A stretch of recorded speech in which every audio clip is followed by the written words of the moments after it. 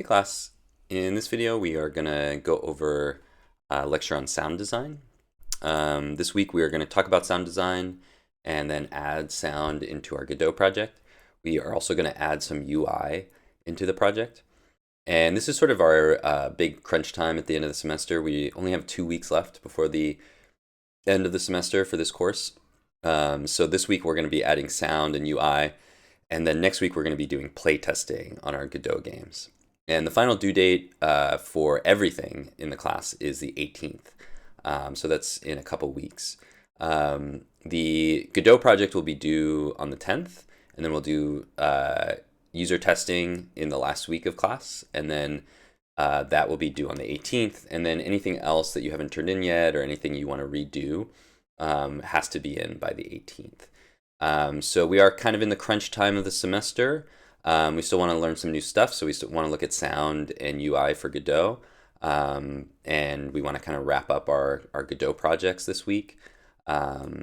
So yeah, hopefully that'll be fun, and we'll be able to create a game with a little bit of UI and stuff, and so it'll be a little bit more rounded out. So that's what I'm going to cover today. Next week we'll go over how to publish your game on itch, and we'll set up our itch jam as we usually do, and do some user testing. But for this week we'll do sound and we'll do UI. So in this video I'm going to talk about sound, and I'm going to give some examples. That's why I have my headphones here.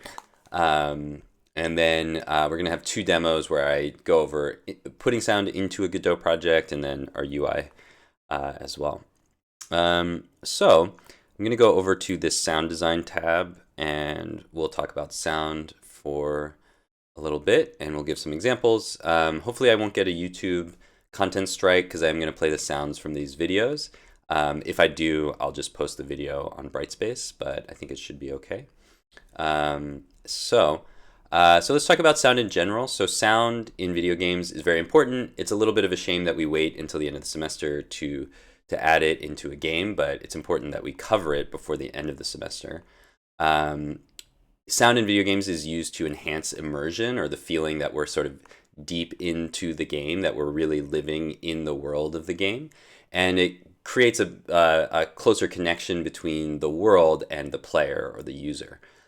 So when we have sound that reinforces what we're seeing on the screen visually, that gives us a better sense of how our actions are changing the state of the game. So sound is just as important for the overall feeling and interactivity of a game. We tend to spend a lot more time on the graphics and the game mechanics and level design and stuff like that. But sound is just as important, and it's a big role in the industry as well. There's people who work for game studios that just work on sound effects, that just work on background music, voiceover, all those different aspects of sound design. So a couple of general rules for sound effects before we look at some examples. Anytime we have any kind of like collision or interaction between objects that are representing real world physics, so like if you jump, if you land, if you hit something, if you run into something, if you walk on the ground, all of these things should have some sound that goes along with it. We want any kind of like event that occurs to have a sound that corresponds with that event. Anytime we have a change in game state, there should also be a sound that goes along with it.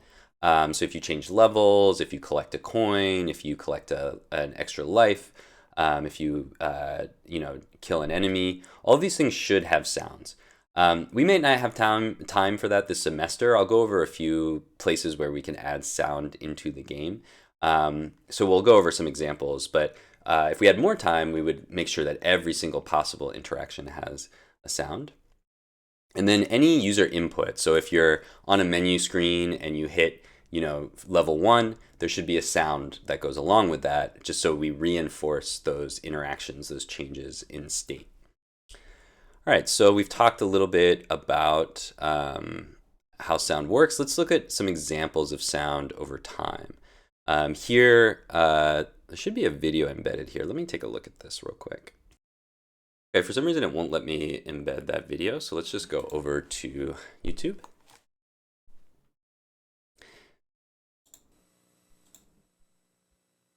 And so this is an example of Pong. And You can see the sound design is quite minimal, but there's a sound for every corresponding event in the game. And they're slightly different, this paddle sound versus the wall sound. So that tells you a little bit about what's happening with the ball. And then when a player scores, there's a louder sound. So that kind of gives you a sense that a more significant event has occurred.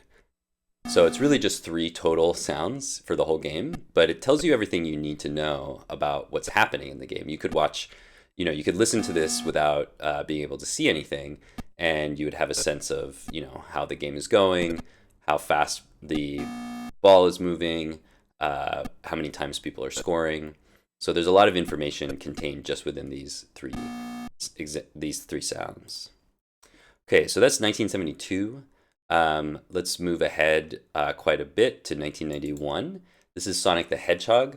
What we're going to notice here is a lot of background music that changes to reflect game states, and then sound effects for all of the different events in the game.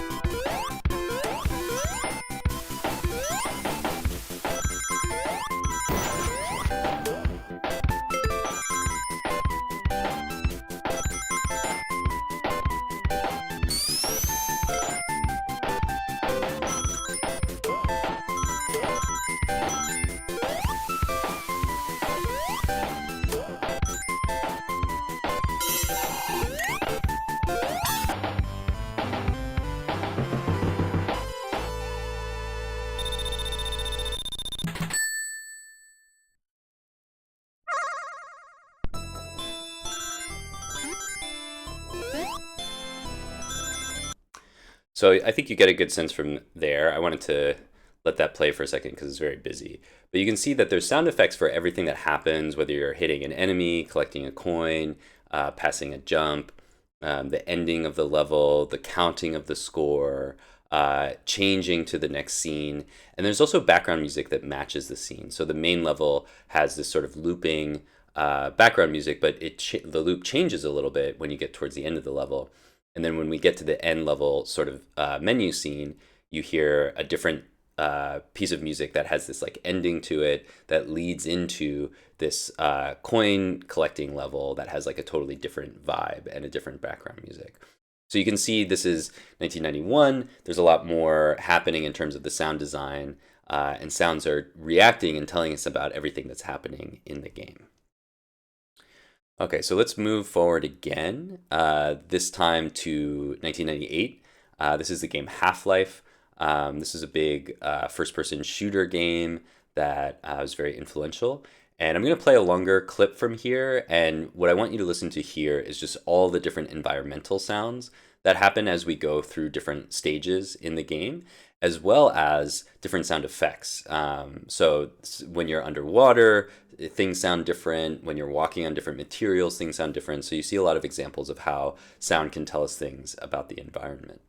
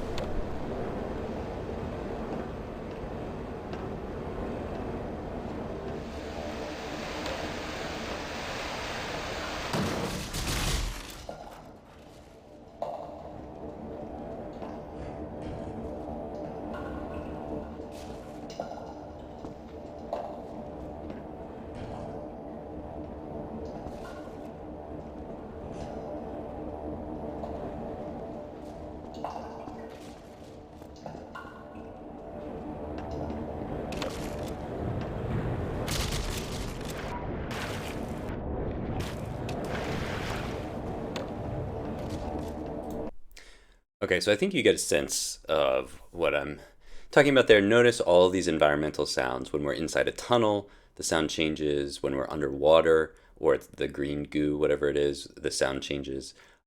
Different things like the steam valve, the steam coming out of the pipe has a sound, and when you destroy the pipe, that sound goes away. So all of these little details are thought through. And Half-Life is really, if you haven't played it before, I really recommend it. It's some of the best level design and environmental design in a video game. The other thing that's really cool is the background music has all these sound effects in the soundtrack, so it's hard to tell even what's background music versus what's happening in the game. They also use positional audio really well, so you can hear at one point there's water on the left side, and so you might be passing by an area that has one of those vats of acid or green, whatever it is. So there's a lot going on just with the audio that tells us about the environment that we're in. So yeah, I would definitely recommend playing that game, or if this is a full walkthrough, you could watch that as well.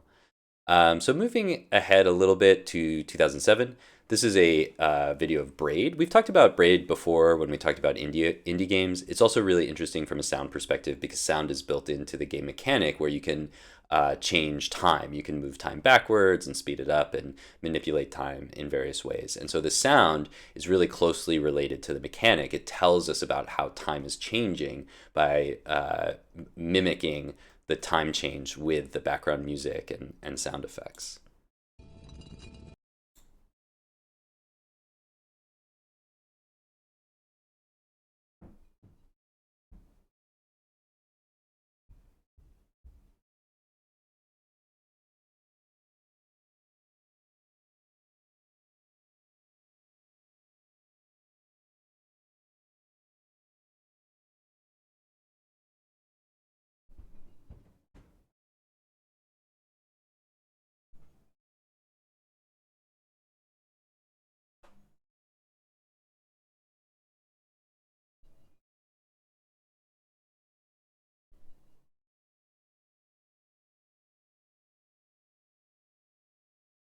So that's just one example, but there's lots of different levels where different time effects happen.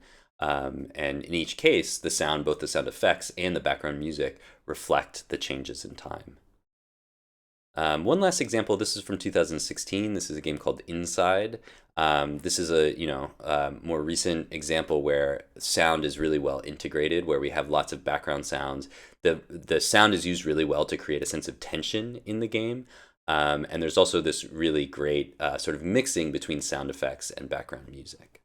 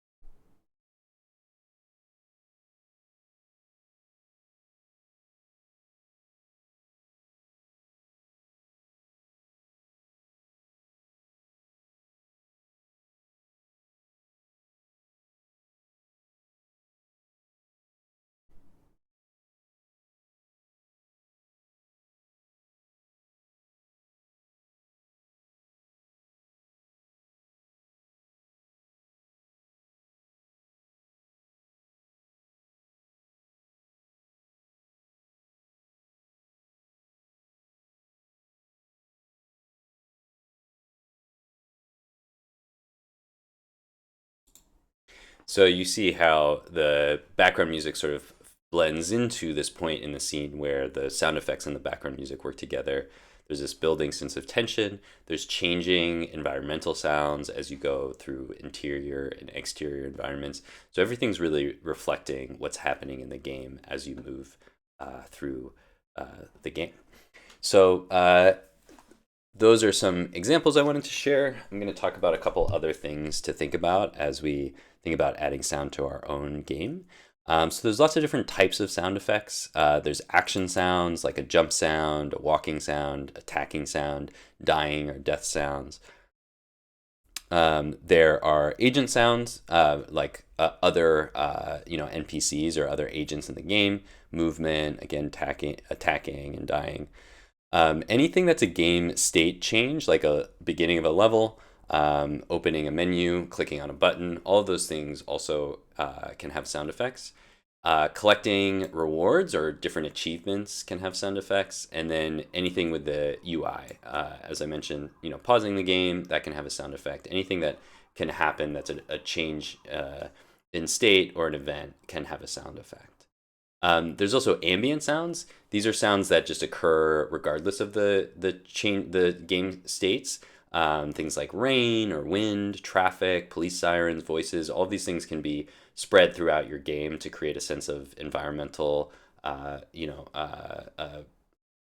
fiction, things about the environment that you're in.